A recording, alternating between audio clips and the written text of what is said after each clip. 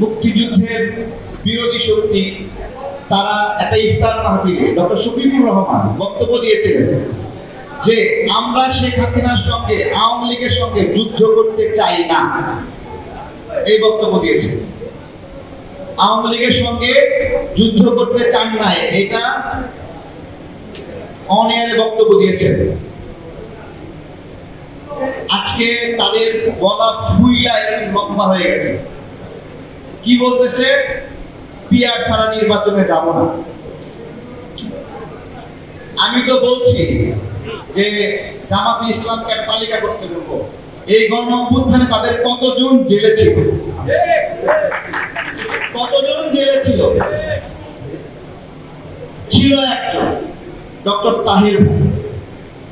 Doctor Taher ভাইয়ের অপরাধ ছিল, আমরা যেখানে গল্প করতাম, উনি সবাইকে মাঠে নামতে বলছিলেন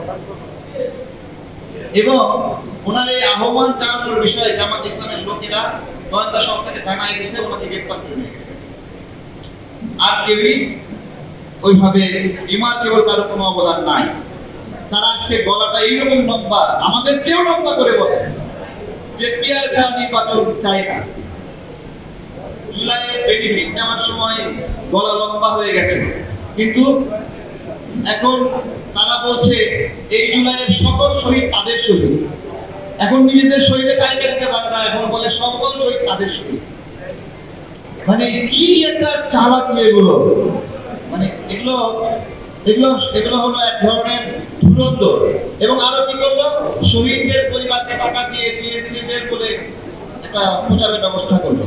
ঠিক আছে, শহীদদের টাকা দিয়েছে ভালো, কিন্তু ঢাকা বিশ্ববিদ্যালয়ে যে একটা ওই যে পানির ফিল্টার লাগায়, পানির ফিল্টার খাওয়ায়, ওই ঢাকা বিশ্ববিদ্যালয়ের ছাত্রদেরকে ভালোবেসে খাওয়ায় নাকি ব্রেন ওয়াশ করার জন্য খাওয়ায়, এটা তো আমাদের বুঝতে হবে নাকি?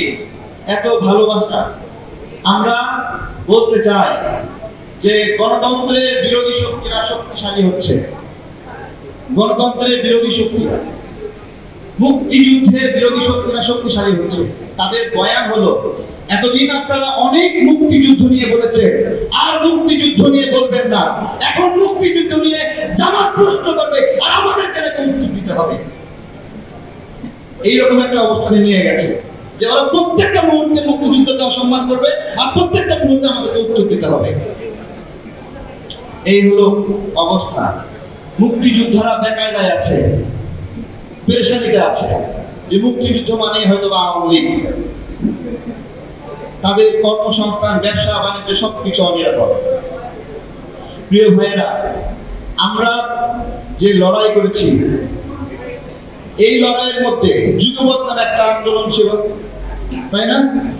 যুগপৎ আন্দোলনের উপরে হামলা হবে, মামলা হবে, পেরেশানি